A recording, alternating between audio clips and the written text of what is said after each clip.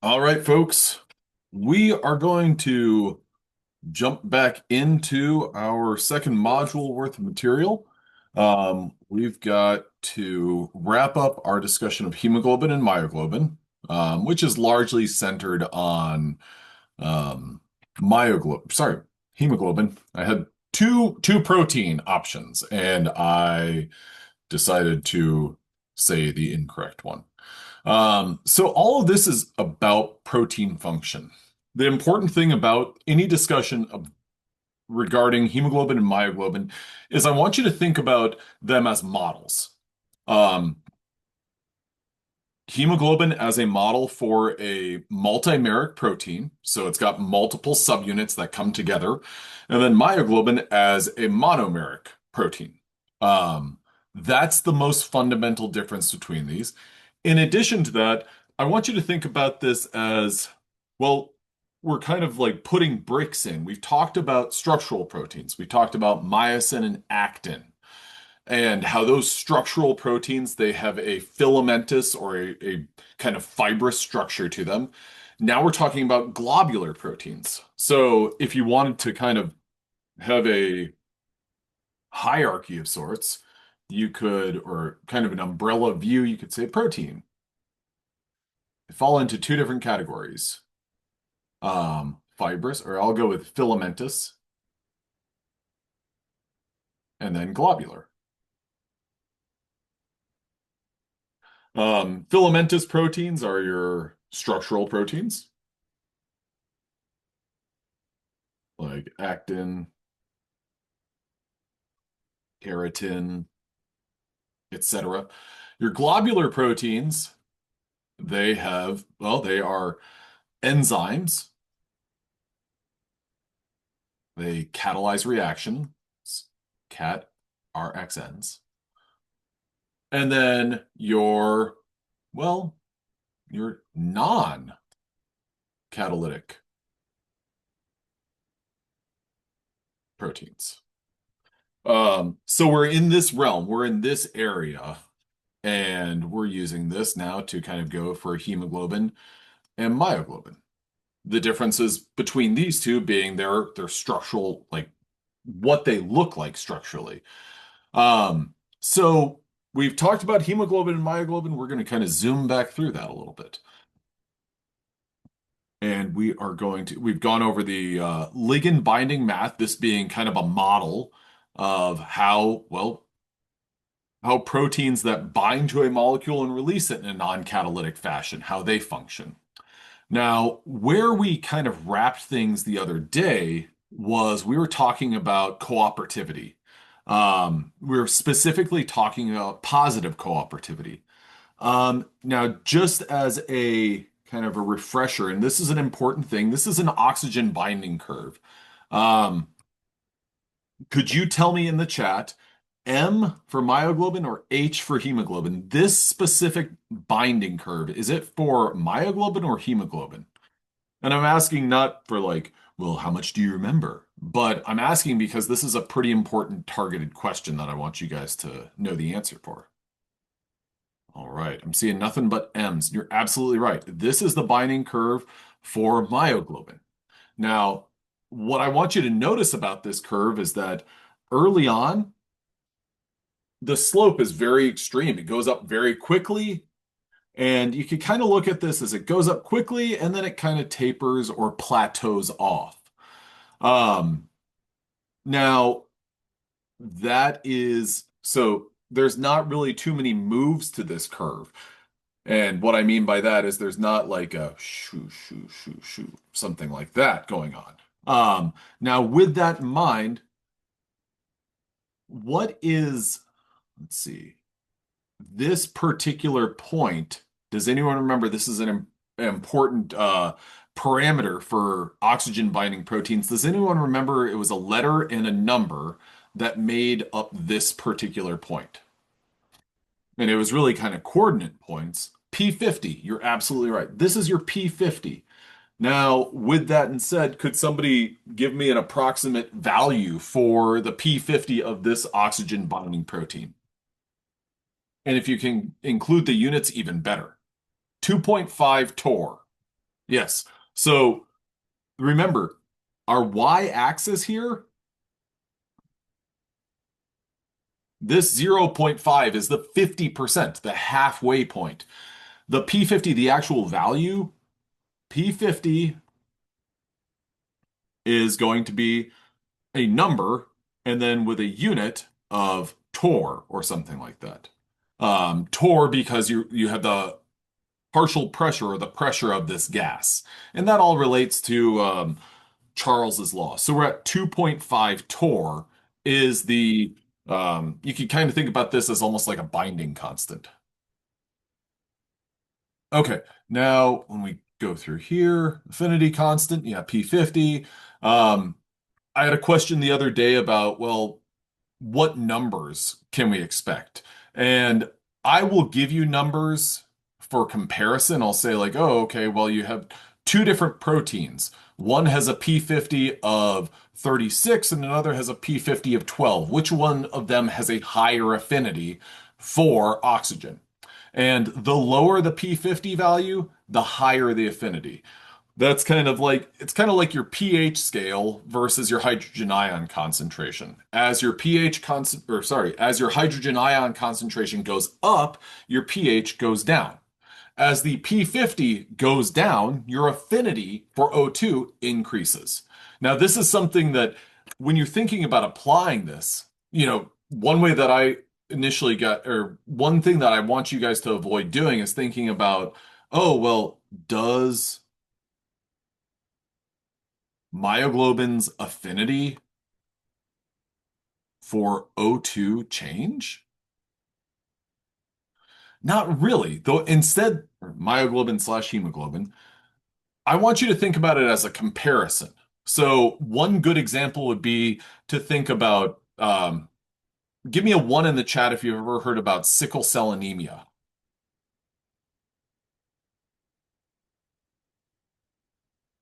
So sickle cell anemia is an example of a kind of a mutation that exists in hemoglobin that causes some people to have issues with their red blood cells genuinely sickling. They kind of have this like curved shape to them.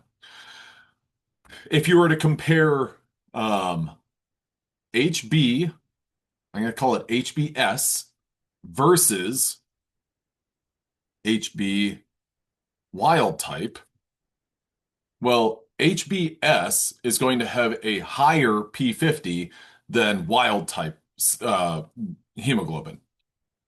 So that's what I want you to think about, not necessarily like, oh, is my hemoglobin's P50 going to increase or decrease as my life proceeds and as I'm, walking outside?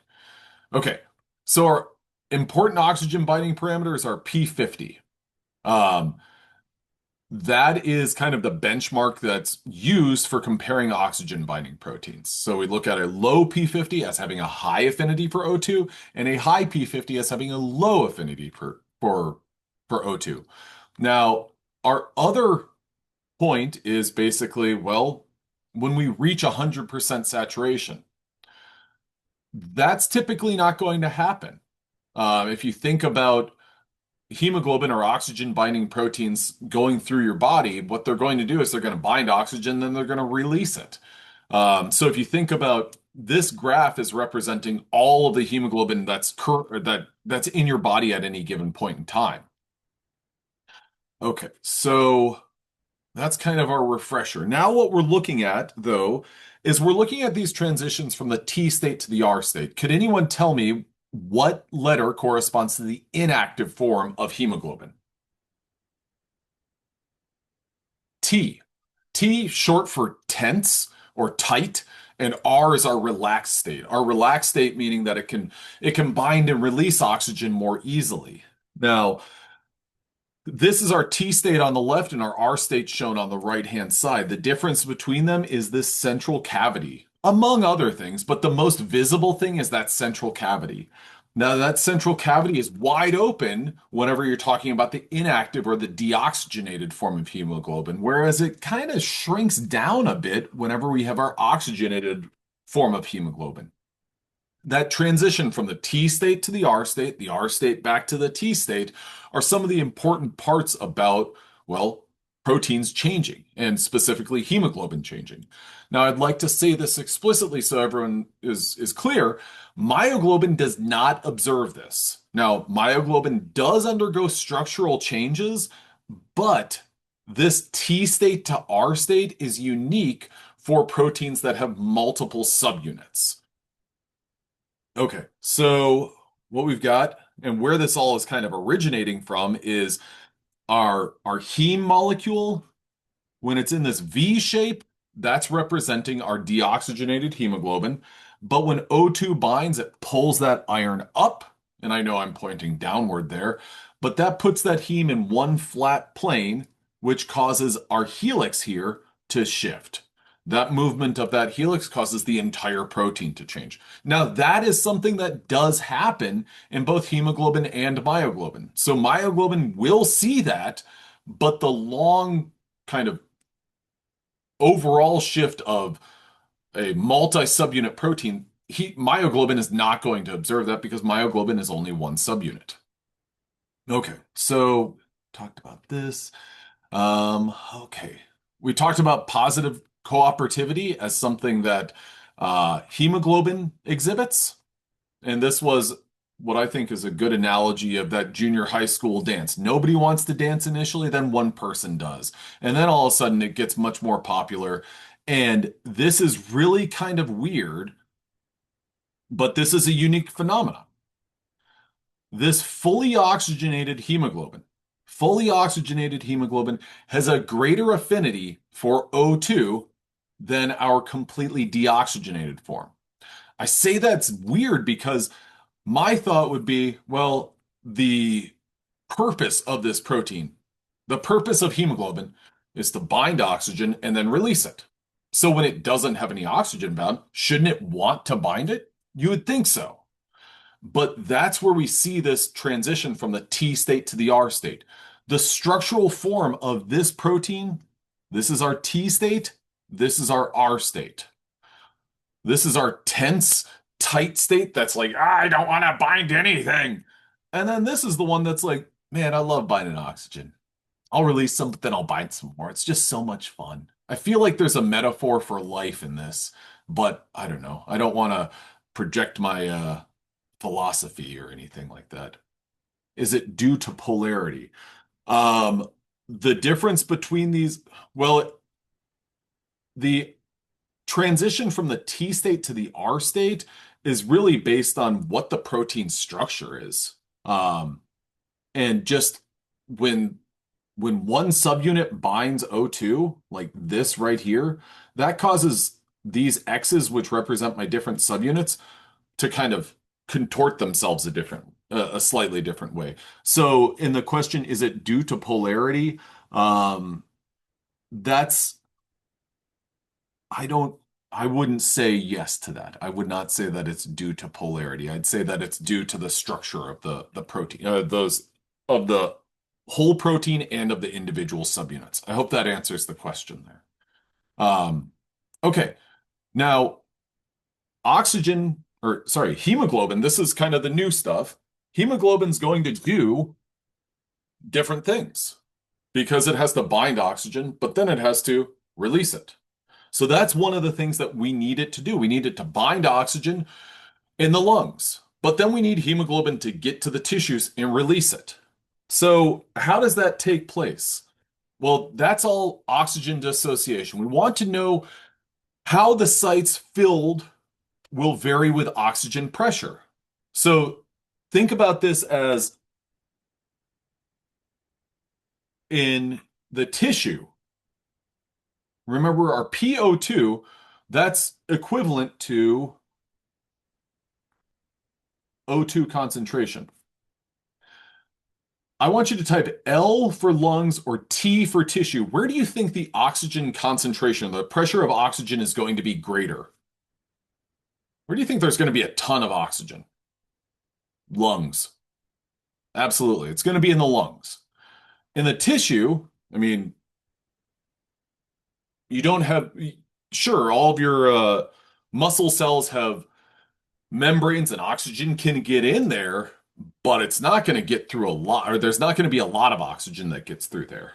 And the smoothest and easiest delivery of oxygen to your tissues is through your bloodstream. So we've got a lot of oxygen in the tissue in the lungs and not a lot in the tissues. And that's where we want oxygen to be deposited. Okay, so here's our equation for that partial pressure of O2. Now, theta represents our fractional binding. Hemoglobin's oxygen saturation curve is sigmoidal, not hyperbolic. We talked about the Hill equation and how this is one thing that we need to account for. What I want you guys to know about the Hill equation is these values right here. I want you to almost use it as muscle memory. Hill equation or the Hill constant. If the Hill constant is n equals 1, that means we're going to have a hyperbolic curve. It's non-cooperative binding. If n is greater than 1, then we have positive cooperativity. And if n is less than 1, that is negative cooperativity. In addition to knowing those Hill constant values and the relationship between cooperativity or no cooperativity, I want you to understand what these different phenomena are. Okay, so positive cooperativity, I'm going to say bind 1, I'm just going to say L, ligand. And then the result of that is the second L is easier. Could you give me a 1 in the chat if you follow what that means, a 0 or anything else if that doesn't make sense to you? Okay, so then negative cooperativity. Well, this would be an instance where a protein binds the first ligand and the second ligand is more difficult to bind.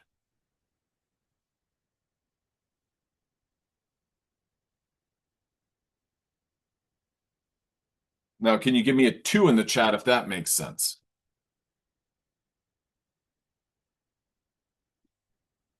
Wonderful. Okay, so we've got our cooperative binding. When n is greater than 1, positive cooperativity, this is what it consists of. Negative cooperativity, it's more difficult to bind that second ligand. Now, when we talk about hemoglobin binding to oxygen, oxygen is an allosteric effector. So what that means is when oxygen binds to one subunit of hemoglobin, it causes the binding properties of the other subunits to change. It causes a shift in its overall shape. Allostery is all rooted or is all related to T versus R states. There are tons and tons of proteins that are allosteric proteins. Is anyone familiar with, give me the letter F in the chat if you are familiar with hexokinase. And any other letter if you're unfamiliar with that. So hexokinase is the enzyme that's responsible for the first step in sugar breakdown. Sugar metabolism. So basically, how your body takes glucose and breaks it down and to get energy from that. Hexokinase. Now, hexokinase is what is known as an allosterically regulated enzyme. When we look at an oxygen binding curve for hemoglobin, I want you to take that and not necessarily get a forearm tattoo of it, maybe not even like a back piece or a forehead tattoo of it, but it's definitely a good graph to think, okay, when I hear allostery, my brain should go to this graph. Whether we're talking about hemoglobin as an oxygen, non-catalytic oxygen binding protein, or we're talking about hexokinase, which is an allosterically regulated enzyme, and that carries out catalytic reactions. We're going to get more into enzymes at the tail end of this class, but whenever you see that graph, I want you to be like, this is one I'm going to need to remember. Similarly with our model for myoglobin's binding curve. Okay, so we have a couple of molecules or classes of molecules that we think about that basically alter and influence an allosterically regulated protein. So oxygen happens to be both the natural ligand and an allosteric effector, also known as an allosteric regulator of hemoglobin. So oxygen binds to hemoglobin, and hemoglobin says, "Hey, friend, it's you again. I like you, so that's cool because you're my natural ligand." And then other parts of hemoglobin say, "Oh, oxygen's here? Oh, well, I know what to do. I have to change my shape so that I can bind oxygen." Okay, so the think about this as our four different subunits of hemoglobin. This is my hemoglobin molecule. O2 binds right here. Okay, and I shouldn't, yeah, draw it like this, draw it like this, draw. There we go, there we go. Okay, so oxygen's going to bind there. And then this subunit, I'm going to label with an X, is going to change its shape a little bit. And it's going to go, ooh, there we go. This step of changing its shape in response to this oxygen, think about that as that's allosteric inaction. Now, another O2 can bind more favorably there, which is going to cause this subunit to say, oh, oxygen's here? I'm going to change my shape so it's a little bit easier for O2 to bind. Great. So again, when O2 binds its natural binding spot, that causes these shape changes. This one now changes. Okay, cool. I'm going to bind right here. This is great and awesome. Okay, could you give me a 1 to 5? 1, if you understand, okay, I understand what a ligand is, and I understand what an allosteric effector is. And then a 5, if you're like, I understand one, but not both. Or actually a 5 if I don't understand either of them. Uh, Somewhere in between that 1 and 5 is like, I'm getting there. Okay. Okay, cool. Okay, so this is an example where the molecule that is the natural ligand is also the allosteric regulator or allosteric effector. That is known as a homotropic interaction. It's the same molecule. Now, a heterotropic interaction is where the ligand and the effector are different molecules. Okay, so I think we're good there. So does it make it harder for other sites to be binded once other sites have been?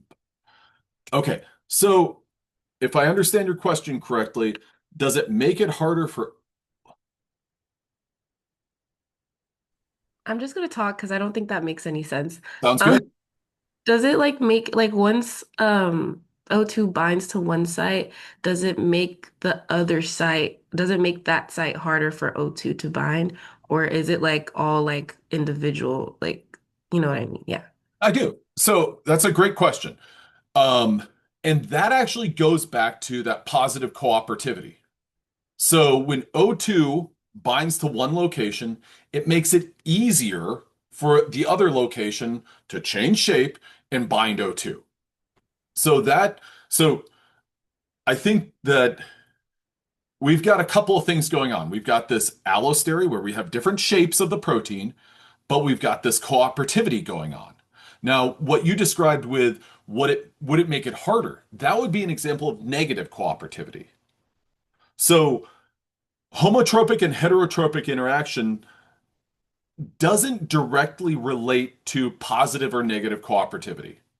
So let me go ahead and I'm going to give us, okay, here, I'm just going to draw a dimeric protein. Here's our protein. And the ligand is X, okay? And then the effector is Y, okay? And if this model doesn't make any sense, please don't hesitate to say as much. Okay, so we could quantify and say that I'm just going to go with kind of general numbers. On a scale of 1 to 10, 1 being it binds it super easy, 10 being it binds it, it's difficult to bind. Um, let's say that this subunit right here has a binding affinity of 1, and it will gladly bind that. and this one has a binding affinity of 5. Or actually, let's put them both at 5. Um, X, if X binds right here, and this subunit's affinity for X does not change from 5, that is not an allosteric effector. So affinity, AFF, unchanged after X binding. Can you give me a Y or N in the chat if that makes sense? Okay.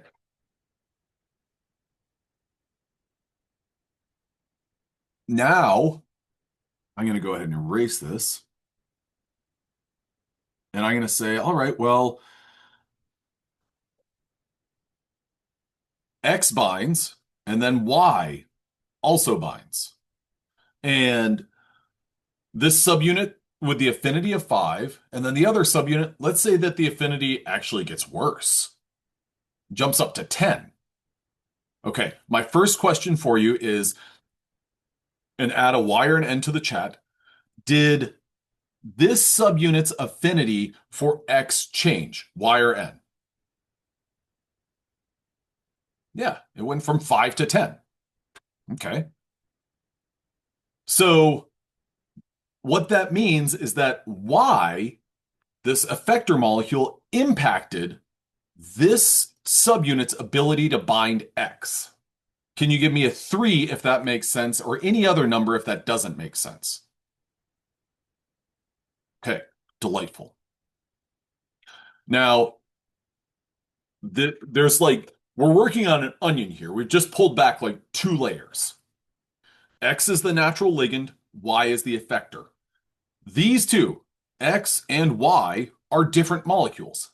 This would be known as a heterotropic interaction. The interaction. Give me an L in the chat if, okay, I follow that, or a Z in the chat if that doesn't make sense. Okay. So now what we've done is we've looked at a heterotropic interaction. We've looked at the fact that X is not an allosteric regulator. And now for maybe that next layer of the onion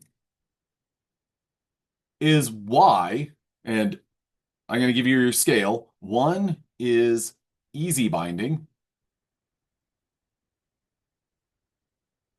10 is frowny face binding. Frowny face affinity for X. What I want you guys to do is tell me in the chat, is Y a positive or negative? Or is this protein a positive or negatively cooperative protein?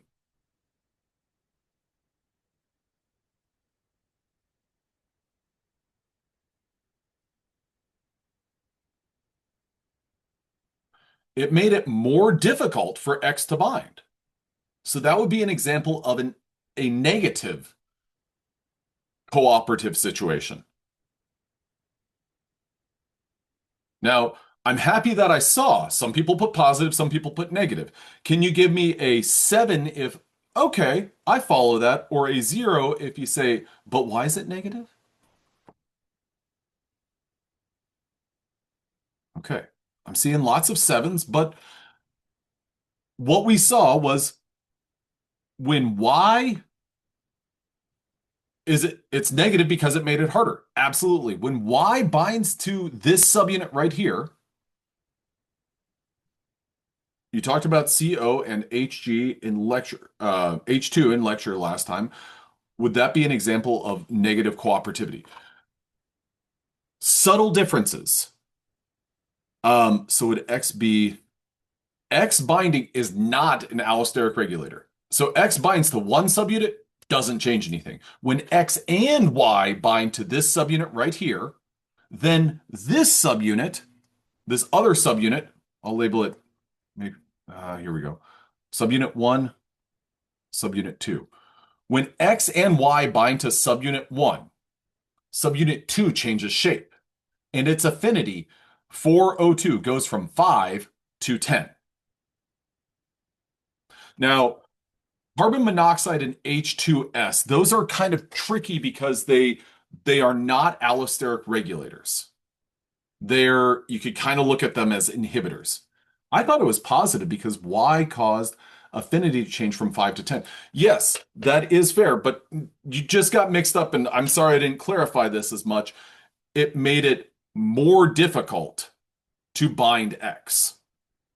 So the 5 and 10, just the point was that when it went up to 10, it was more difficult to bind. So it's less likely to bind. The person who said that, can you follow up with, okay, I follow, or still doesn't make any sense? Okay, cool. Um, okay, so we've got a couple of different situations here. Now, we're going to still be looking at hemoglobin as a model. Hemoglobin, its natural ligand is oxygen. Oxygen also is an allosteric effector. So it makes the rest of the subunits of hemoglobin have more affinity, which is when its affinity for O2 increases, that means that it's a positive effector.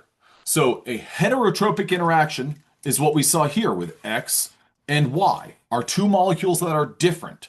A homotropic interaction is when our ligand and our effector are different molecules. Okay, now moving on from there.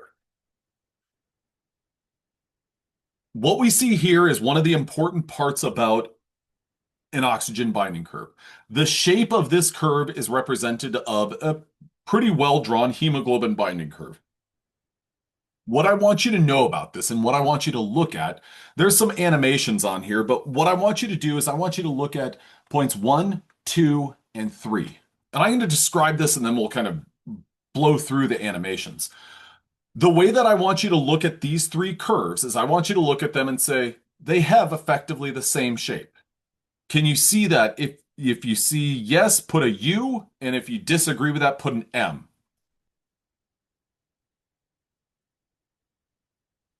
Okay, so this is an example of like, bear with artist renderings here.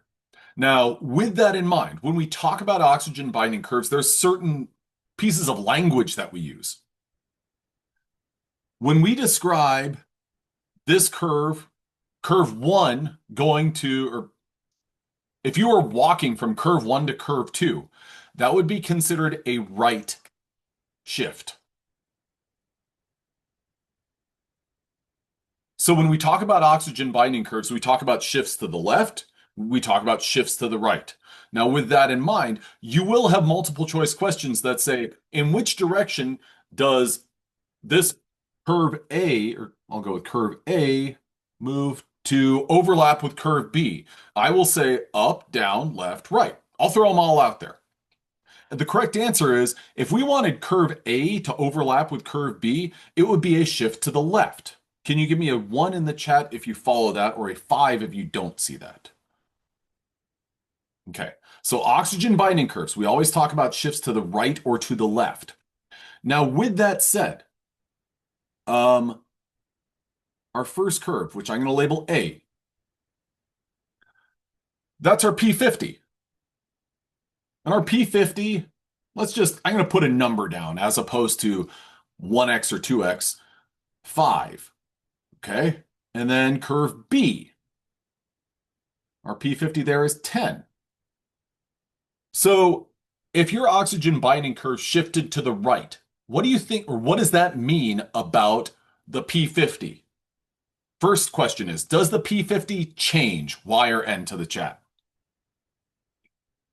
Yes, it does. Does the P50, not affinity, but does the P50 go up or does it go down? U for up or D for down? Wonderful. I'm seeing nothing but U's. I'm happy to see that because what people have a tendency to get mixed up on is they think, oh, well, the question's about P50, which is related to affinity. I am asking about the value of P50. The P50 here was 5. The P50 here was 10. Which of these proteins, A or B has a higher affinity for O2?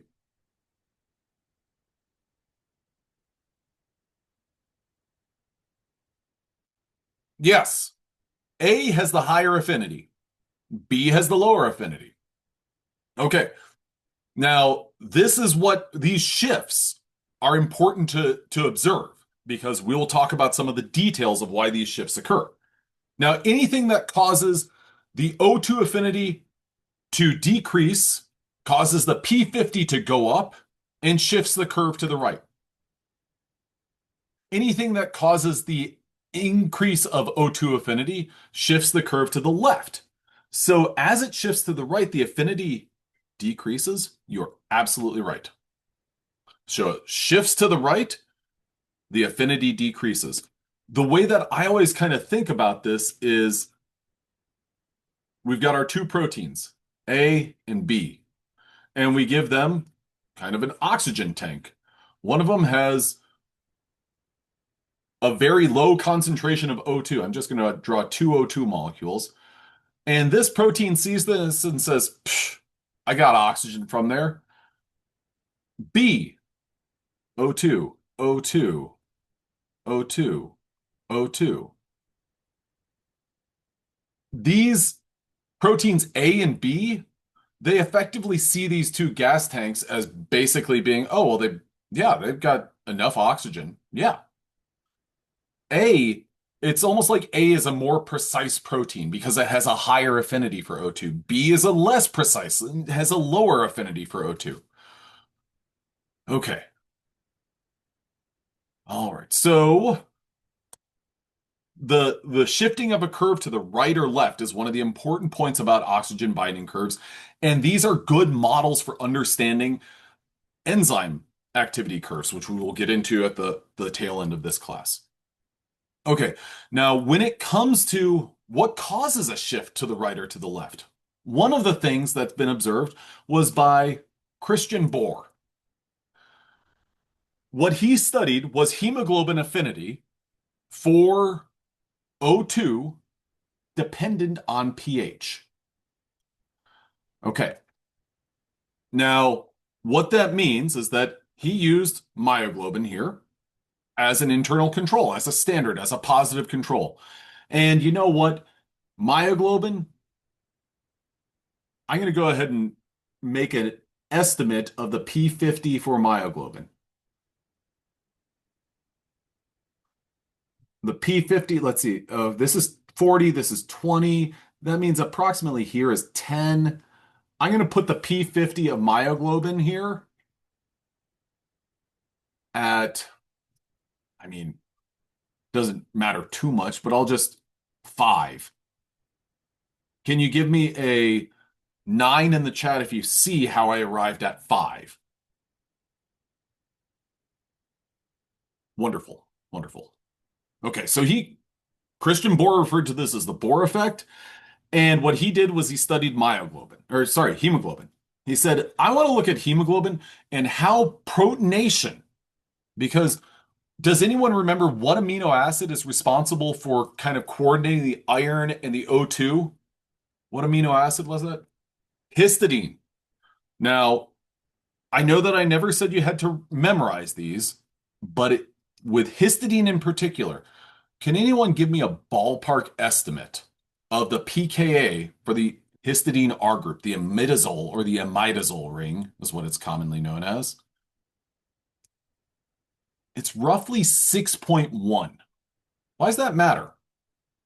Well, one reason it matters is when we saw that histidine positioned right underneath that iron ion, it was deprotonated.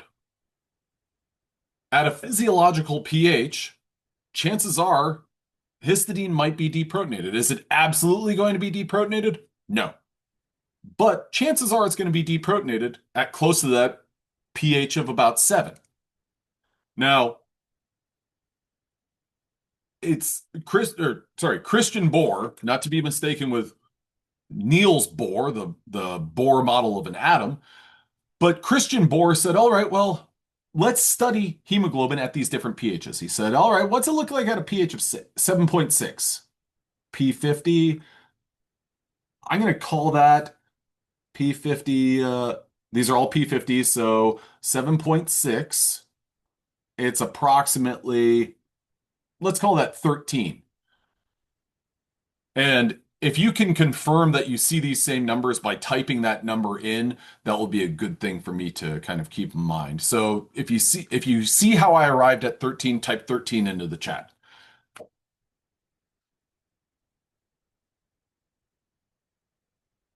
Okay. So then what he did was he said, I'm going to do another experiment where I adjust the pH down. So I'm going to increase the hydrogen ion concentration. So the chances that histidine is going to be protonated at a pH of 7.2, well, it's greater than at 7.6. It's a more acidic environment. It's still pretty neutral. It's still slightly basic, but it's a little bit more acidic. And you know what? Then he saw the P50, whoa, jump up to approximately, I'm going to call that about 26. No, I'm not. Don't type 26. I forgot how to do my own counting. That's about 33. I can go with 33 because that's a Smashing Pumpkins song also. And last but not least, hemoglobin at a pH of 7 or 6.8. Okay. Yeah, my drawing isn't the best, but it's pretty darn good. I'm going to call that about 45. So we see a relationship as the pH goes down and as the environment becomes more acidic, well then our O2 affinity goes up. Okay, well that's interesting. And that's important, not from like a abstract, ooh, what's this tell us? But instead, it gives us an idea of, well, how do we get hemoglobin to release O2? Because we know it picks up a lot of oxygen in the lungs and then it traffics it to the tissues. We need it to release it. So this gives us a little bit of a clue of the mechanism on how hemoglobin functions. I wonder if it's pH dependent. And Christian Bohr was like, I think that it's pH dependent. Binding of protons diminishes oxygen binding. That's my conclusion from this. Give me a Y or an N if you would agree with this statement from this data, this limited data that I showed you.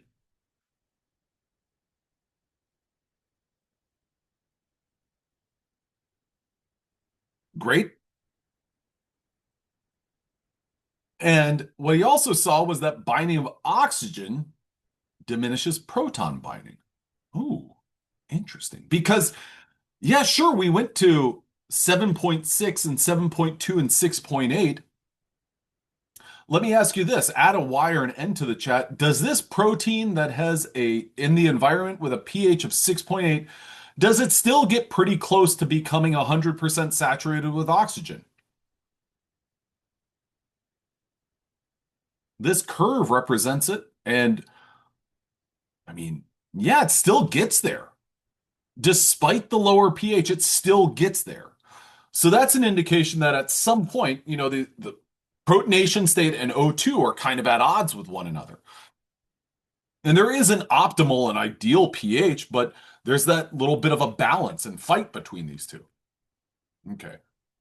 All right. So Christian Bohr was like, I've got this great idea. Here's what I think. But you know what? I need to come up with a mechanism because if I don't have a mechanism or an explanation on how things work, then people are just going to be like, oh, cool, you've got this great theory. Ah, you need to have a theory as to, or like a mechanism, an explanation for your theory to support it. And so what he said was that I think that there are ionizable groups involved in the favorable interactions that are disrupted.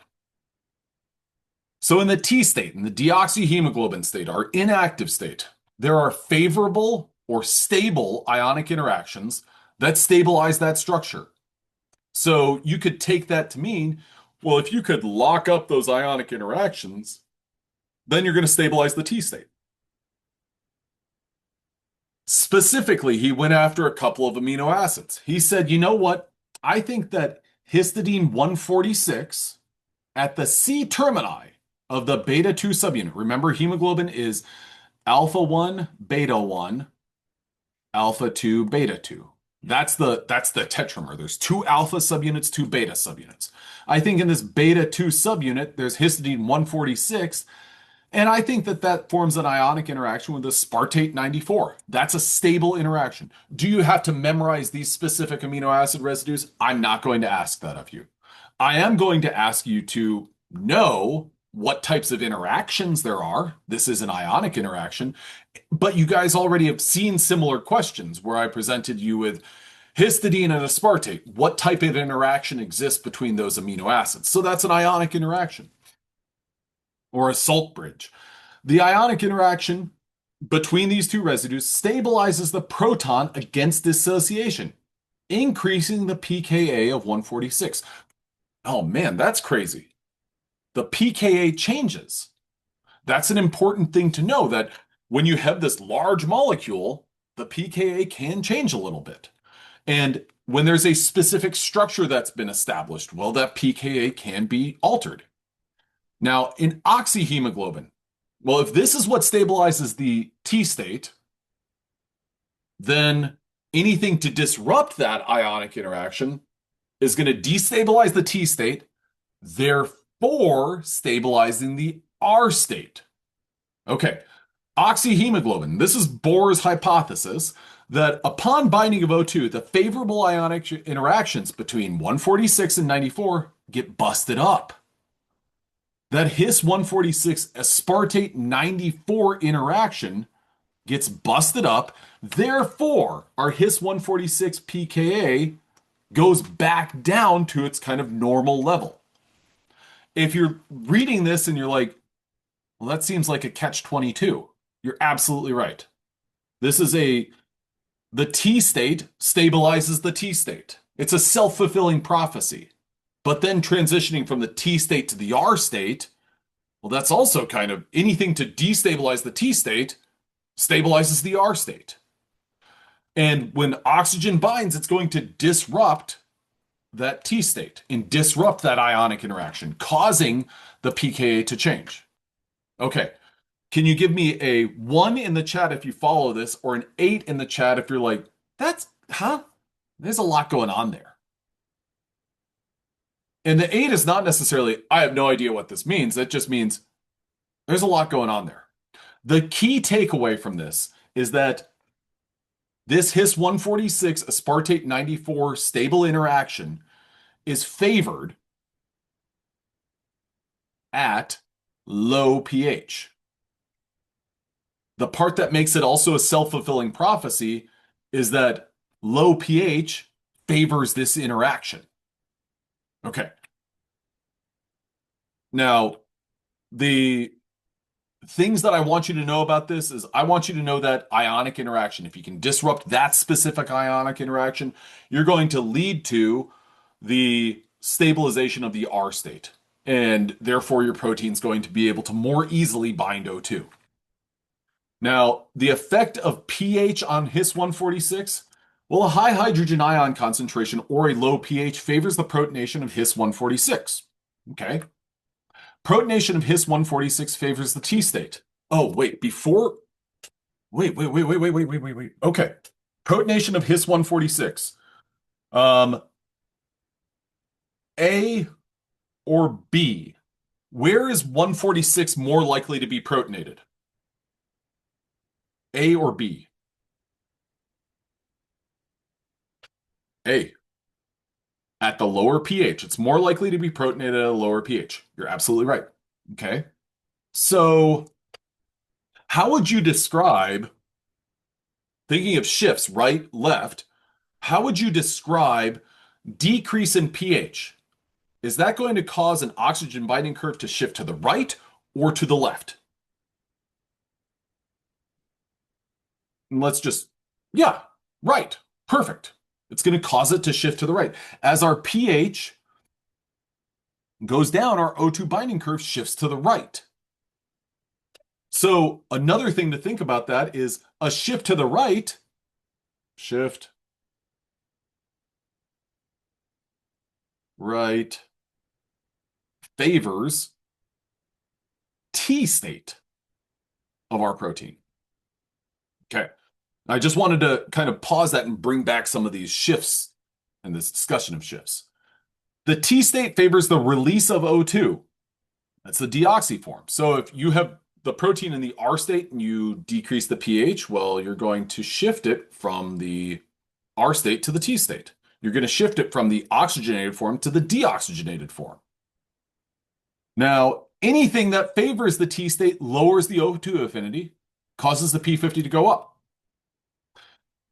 Now, how are you feeling so far about what we talked about? Give me on a scale of 1 to 6, one being okay, I'm with it, and a six being I just got here. And you can send that as a private message. The I just got here and I'm ready to leave. I'm seeing lots of threes. I feel like that's a good place to be in because we're just introducing this stuff. So be patient with yourself, be respectful of yourself. This is not something that's just like, oh, I gave it 4 minutes. I should be good. If you can think about shifts of your binding curves, your O2 binding curves, and think about them as going to the right or going to the left, and visualize that as going to the right favors the T state, going to the left favors the R state. That's a good place to be in. This statement right here, anything that favors the T state lowers the O2 affinity. Now, what's kind of packed in there is that this phrase, favoring the T state, I want you to think about that as if you were to, let's say, capture 1,000 hemoglobin proteins, you're not going to have 100% of them in being the R state or the T state. There's going to be a mixture. That's going to be dependent on, well, what are the conditions? So look at this as if you capture a bunch of hemoglobins, not all 100% are in the R state. And likewise, not all of them are in the T state. Now, can you shift them? Like, let's say that let's say you got a bunch of hemoglobins, and let's say that 93% of those proteins, 93% are in the R state. That means about 7% are in the T state. And you decrease the pH of the solution that they were in. What's that going to do? Well, you're going to go from 93% and 7% to, yeah, if you decrease the pH, you might get to 20% in the R state and 80% in the T state.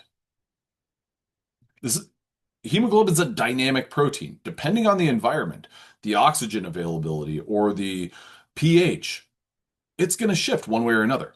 Another thing that is going to influence this is, well, His 146 is not the only residue that's responsible for the Bohr effect. There are other amino acids that do the same sort of thing. Now, what this image is showing is just the contacts between different amino acids on these different subunits. If you look at this is a beta 2 subunit, alpha 1 subunit, and contacts that exist, whether they're hydrogen bonds or ionic interactions, these are in contact with one another.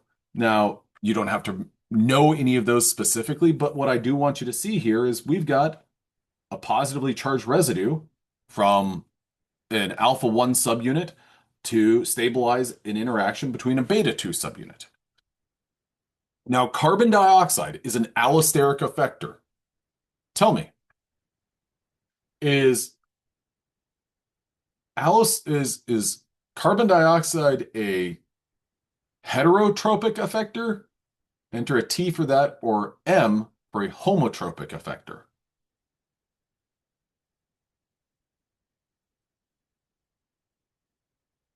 Well, what's the natural ligand? Yeah, heterotropic. It's a heterotropic effector because carbon dioxide is not the natural ligand of hemoglobin.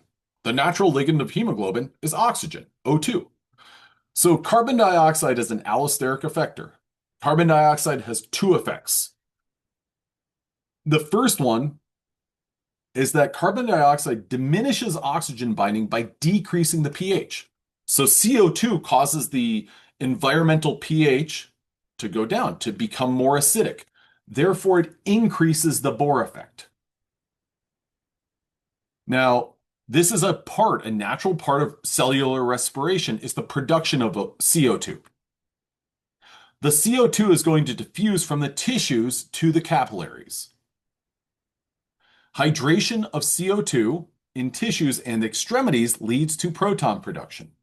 There's an enzyme in your body known as carbonic anhydrase, and that enzyme takes CO2 that's produced from sugar breakdown and H2O, and it converts them to HCO3 and a proton. So CO2 in your tissues is going to produce protons. And what does that mean for your hydrogen ion concentration? It goes up. Hydrogen ion concentration goes up, therefore your pH goes down. Okay, so this is one thing that carbon dioxide is going to do. The second, and could you give me a 5 in the chat if you follow, and a R in the chat if you wait a minute.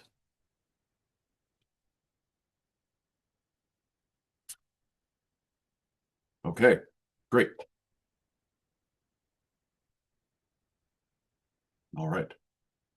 Now, the other thing that carbon dioxide does. Well, hemoglobin, yeah, it moves oxygen, but it also transports carbon dioxide. So it also moves CO2. How does it move CO2? Well, we'll get to that in just a moment. In your erythrocytes, carbonic anhydrase, that enzyme that I mentioned, accelerates this reaction. So this is something that spontaneously occurs, but carbonic anhydrase speeds it up. So rather than happening, once every 2 seconds or once every other second, carbonic anhydrase is going to speed this up so that it's happening millions of times per second. Now, you could look at this in respiring tissues. Carbon dioxide within your erythrocytes in tissues that are using this carbon dioxide will react it with H2O to make HCO3. That HCO3 goes into the bloodstream because that's very easily or more easily dissolvable than CO2. That HCO3 is going to enter, this is in the lungs, that HCO3 will enter an erythrocyte where the same enzyme, carbonic anhydrase, will convert it into CO2, which can then be expelled through the lungs. So think about this as a respiring tissue is going to make this HCO3 that goes into the blood. To the blood. And then here I'm going to draw a little line. Here's the blood. Once it gets to the lungs, that HCO3 will go into this erythrocyte. That HCO3 will then produce CO2. CO2 can be expelled. Now, the accumulation of CO2 is going to lower the pH in the blood because in our respiring tissues, we're accumulating hydrogen ions. Wait a minute. In respiring tissues, could you tell me where is oxyhemoglobin going? Oxyhemoglobin is going to these tissues. And whenever it gets there, the pH is lower than it was elsewhere. It's lower than it was in lungs. Could you give me a 5 in the chat if you follow that, or a Z in the chat if, wait, stop, one more time. Okay, so our oxygenated hemoglobin, okay, actually Z, I like it. So let me erase some of these things. I'm going to use this model. So we're talking about something taking place in a cell. So there's lots of activities taking place. So our HbO2, I'm going to put a 4 up here. So our hemoglobin with 4 oxygens arrives in this tissue,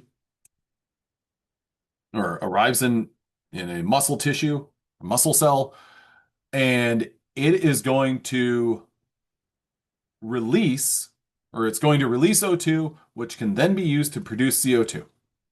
Okay. So this hemoglobin with the four oxygens that is in this cell, our hydrogen ion concentration is higher, or yeah, our hydrogen ion concentration is higher, therefore our pH is lower. So think about it like, or the way that I like to think about it is hemoglobin's like, hey, I'm going to the tissues. And whenever I get to the tissue, I'm going to release some O2 because that's what I need to do. That's what I like to do. And then it gets to the tissue and it's like, hey, I'm here to drop off some O2. And then it's like, oh, the hydrogen ion concentration here is really high. So not only do I wanted to release O2, but now it's like, I really need to release O2. Does everyone follow that? We'll go with a 5 and a Z again. Okay.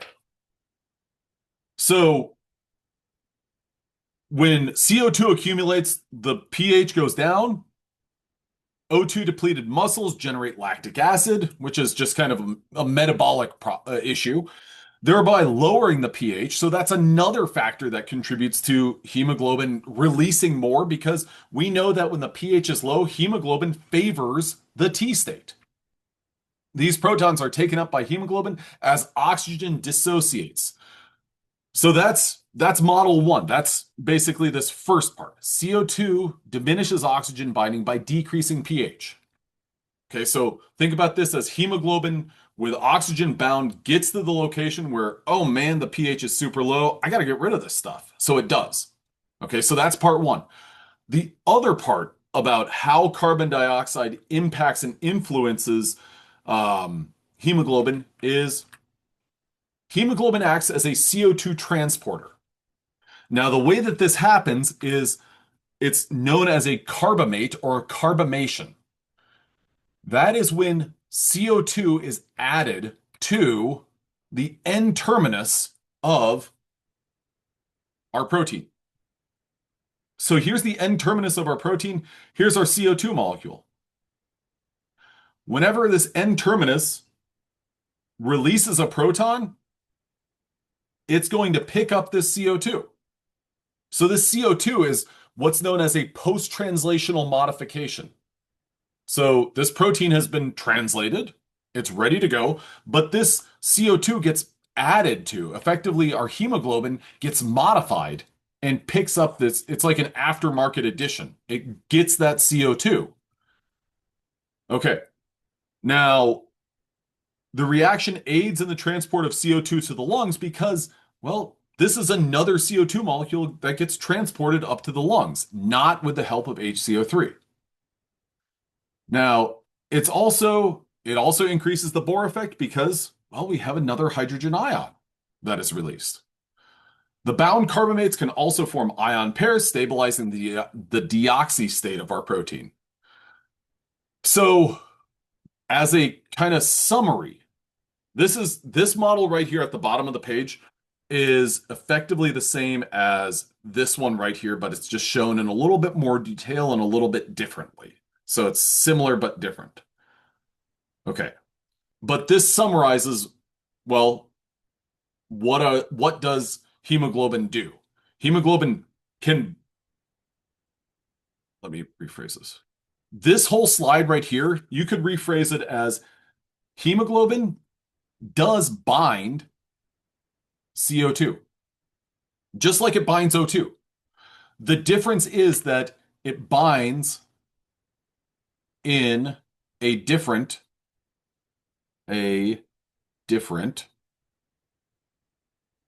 location. So it doesn't bind in the same place that O2 bonds. All right, so those are the two things that hemoglobin's going to do. It's going to transport CO2, but it's also going to be impacted by that carbonic anhydrase reaction. So hemoglobin picks up oxygen. It's oxygenated then. In the lungs, we're going to inhale O2. So we've got a very high O2 concentration.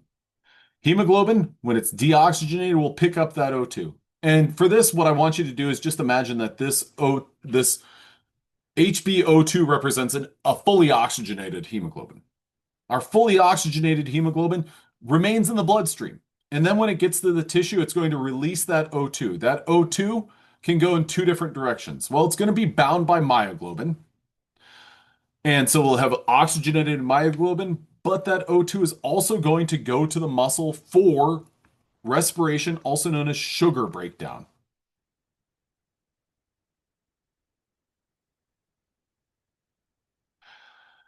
That sugar breakdown is going to produce CO2. Okay, so the purpose here is to use O2 to break down sugars to make CO2. We haven't talked about sugar breakdown yet. We're going to do that later on when we talk about sugar structures. This CO2 hits the bloodstream. It's not very soluble there. So what happens is this enzyme carbonic anhydrase rolls up and it's like, hey, you know what we've got a lot of? We've got a lot of water, and I can do something. I can help you out by taking you and a water molecule, and I can make HCO3 minus. And CO2 says, that's what I always wanted. And then carbonic anhydrase says, that's great because I'm going to make this proton, and that proton is going to find some of this deoxygenated hemoglobin in the blood, and it's going to protonate it. So this deoxygenated hemoglobin that's now protonated is like, well, I have no interest in binding to oxygen because I'm the deoxy form. I'm protonated. Well, that protonated hemoglobin will release a proton and then go on to become our deoxygenated hemoglobin that is not protonated, that is able to bind O2 easily. At the same time, this HCO3 is trafficked through the bloodstream to, once it gets to the lungs, it's going to hit a capillary and an erythrocyte in the capillary, which can use the enzyme carbonic anhydrase to release some water, but also release CO2, which goes into the lungs, can then be expelled. Okay, so O2 is abundant in the lungs. Oxygenation favors the R state in the lungs. Oxygenation has the effect of releasing protons. Releasing protons shifts the equilibrium from bicarbonate to CO2 and H2O. CO2 can then be expired. Now, what this is also showing, just a second. Okay, that's where I want it. Yeah.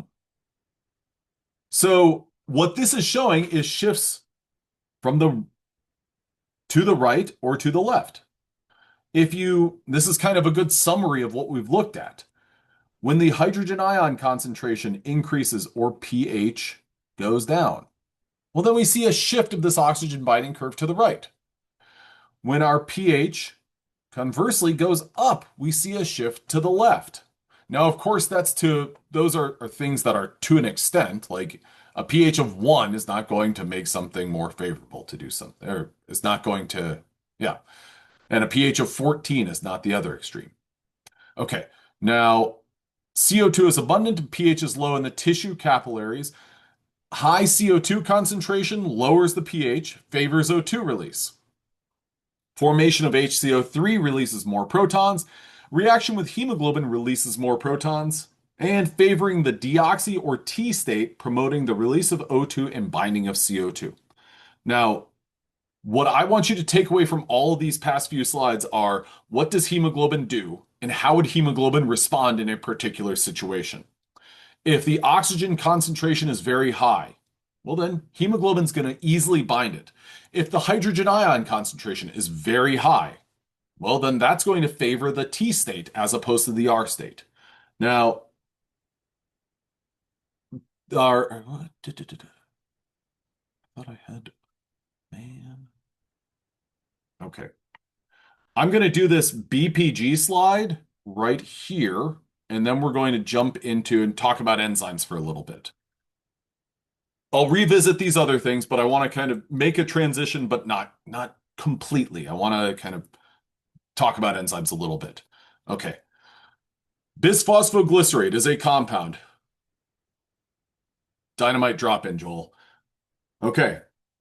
Now, if we look at our structure, what protein is this? Give me two letters that I got a big circle around. Hemoglobin. Absolutely right.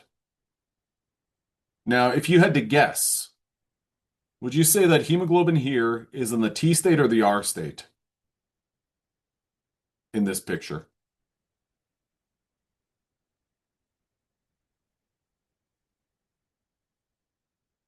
I love it. I've got a mixture of T and R. You're right. Well, sorry. Yes, half of you are right. It's not both. What I want you to see here is that this molecule right here is known as bisphosphoglycerate, also known as 2,3-bisphosphoglycerate. It's a naturally occurring compound in red blood cells. Its purpose is to modulate hemoglobin's oxygen affinity by binding preferentially to the deoxy form. So when BPG is present, it's going to shift or favor the T state of our protein. So thinking about that, and if we go back to this slide, would BPG result in a shift to the right or a shift to the left?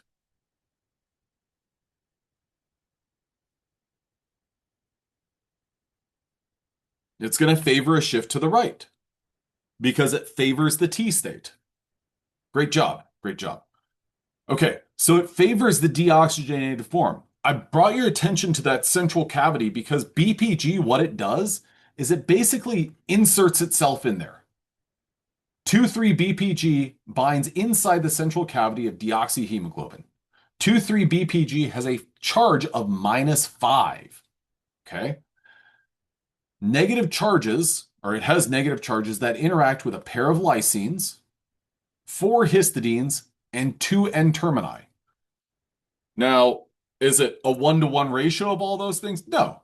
But it's basically inserting itself in there to lock up this protein structure. That's what bisphosphoglycerate is doing. Now, this next slide shows us kind of what this all results in. Bisphosphoglycerate. Here, what we have is whole blood. What I want you guys to do is look at that, but then think about this as somebody's trying to reverse engineer. Well, how does oxygen binding or how does hemoglobin function in whole blood? What they did was they purified hemoglobin with heme and everything like that, and they developed it, they put together an oxygen binding curve. And it's got a P50 of approximately, I'm going to call that roughly 9, we'll say. The next thing that they did was they added CO2.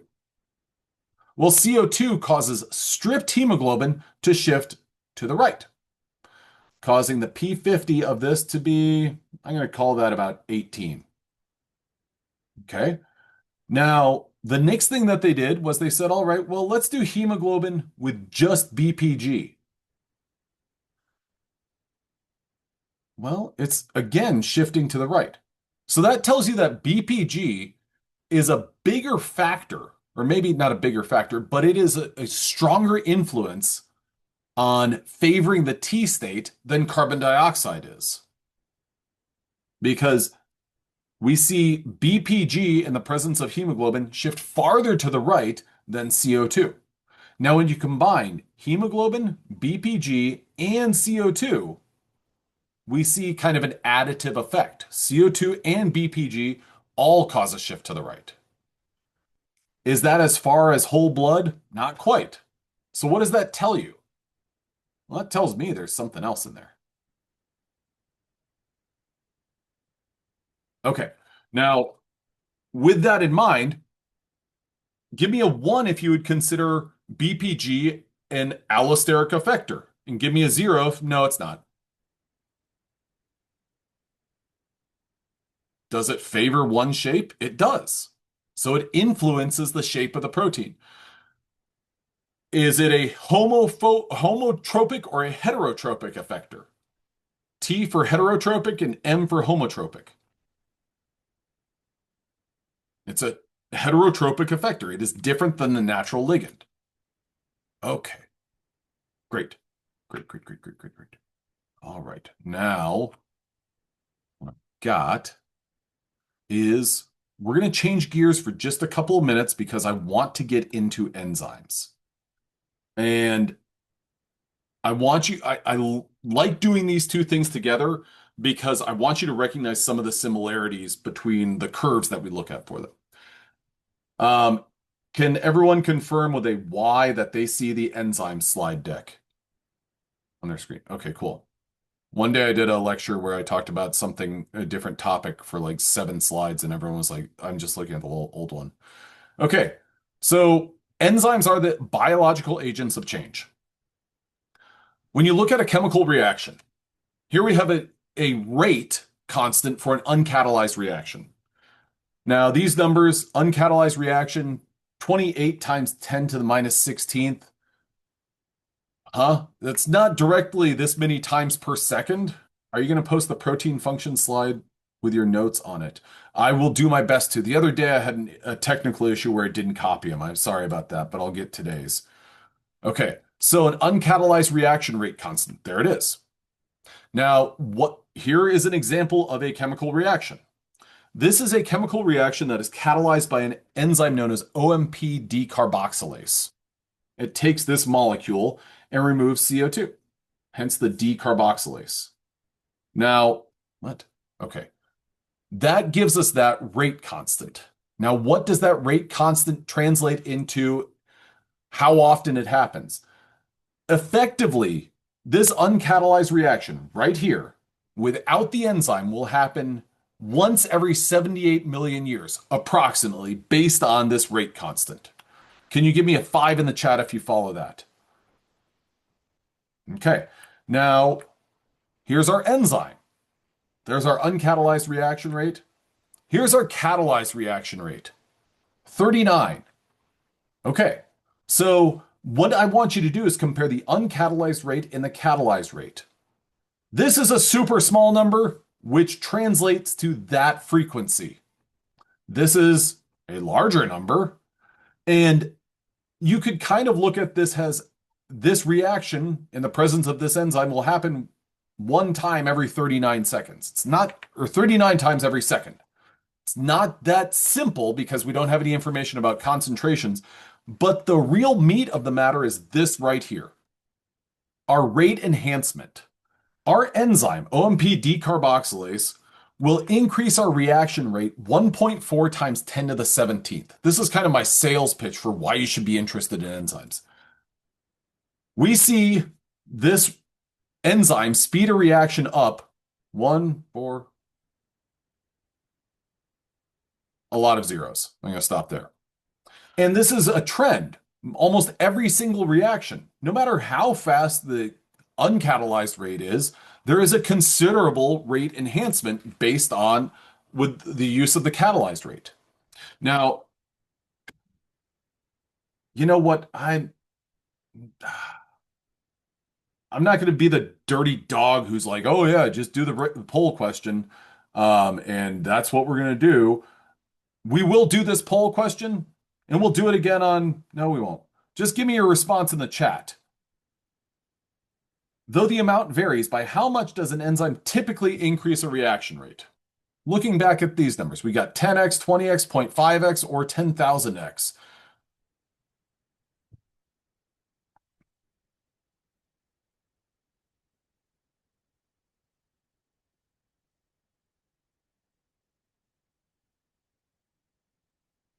I want you to look at these catalyzed rate versus the uncatalyzed rate. How much larger is this number than this number? Or heck, this number compared to this number. This would be the same as, well, 10,000, or no, 10 to the sixth. Yeah, we're looking at C. And this would be like a decent enzyme. So, biological system, my point of all of this is that a biological system is going to be able to speed up a reaction so much more than in the absence of a biological system. Now, I'm going to go ahead and stop there. I'm going to say thank you guys very much for your participation.